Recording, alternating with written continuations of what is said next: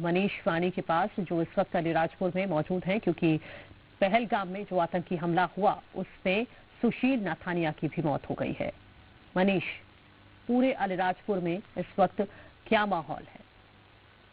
देखिए, जो पहलगाम में आतंकी हमला हुआ है उसमें अलीराजपुर के एलआईसी के ब्रांच मैनेजर सुनील नथानिया की मौत हो गई है और उनकी बेटी को गोली लगी है। तो इस वक्त हम उनके जो परिजन है हुआ है उनके साथ में हम इनसे चर्चा करना चाहेंगे कि ये जो सुशील के साथ घटना घटी है, ये जानकारी आपको कैसे मिली?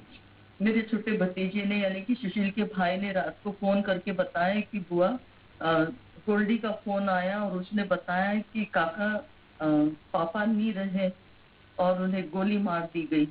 आतंकवादियों ने घुटने टिकवाए और उनको बोला कि आप हिंदू हो या मुसलमान हो, उनसे पूछा और जब उनने बोला कि मैं तो क्रिश्चियन हूँ तो उसको गोली मार दी।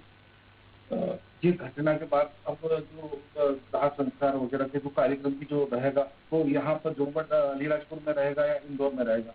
उनका अंतिम संस्कार इंदौर में उनके निवास स्थान पर किया जाएगा।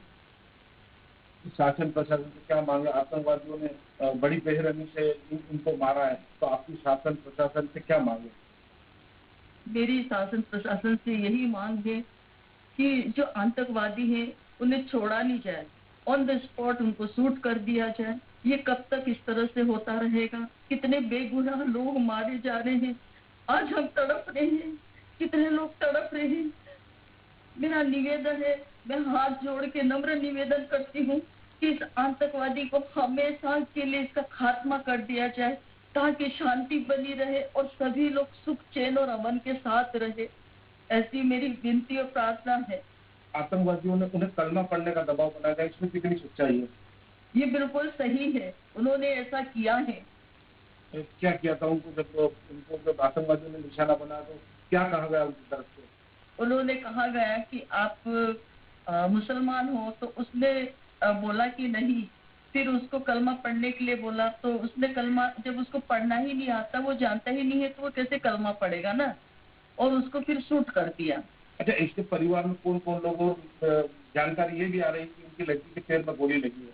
हाँ, ऐसा पता चला है कि उनकी जो बेटी है उसके पैर में गोली लगी है। जब ये आतंकवादियों के निशाने पर था तो उन्होंने कहीं ना कहीं उनकी पत्नी को वहां से छिपा दिया और खुद इसका शिकार हो गए।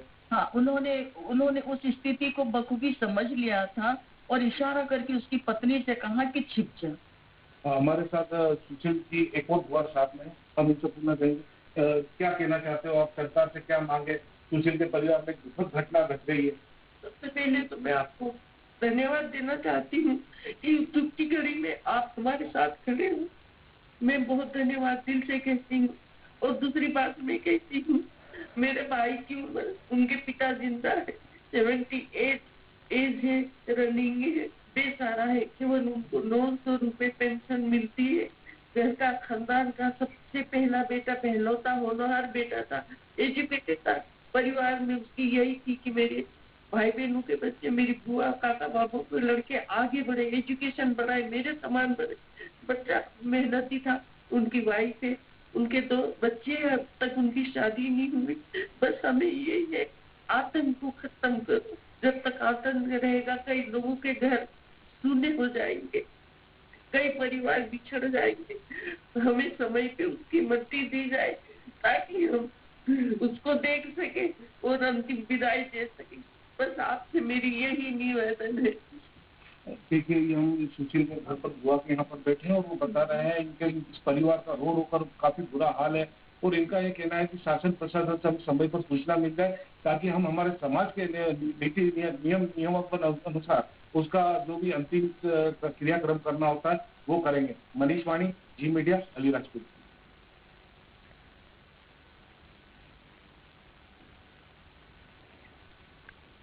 देखा, बहुत दुख हो रहा है, बहुत गलत बात है ये।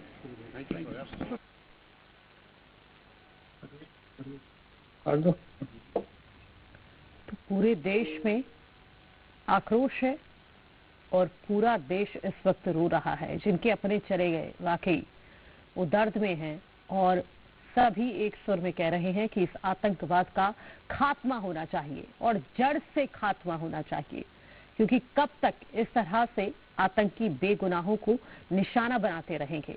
और यहाँ एक एक व्यक्ति से, एक एक पर्यटक से जिसको गोली मारी गई है, उससे उसका धर्म पूछा गया था कि आप किस धर्म से आते हैं। और ये अलीराजपुर के सुशील नथानिया ने अपना धर्म क्रिश्चियन बताया, उसके बावजूद भी आतंकवादियों ने उनको गोली मार दी। एक छोटा सा ब्रेक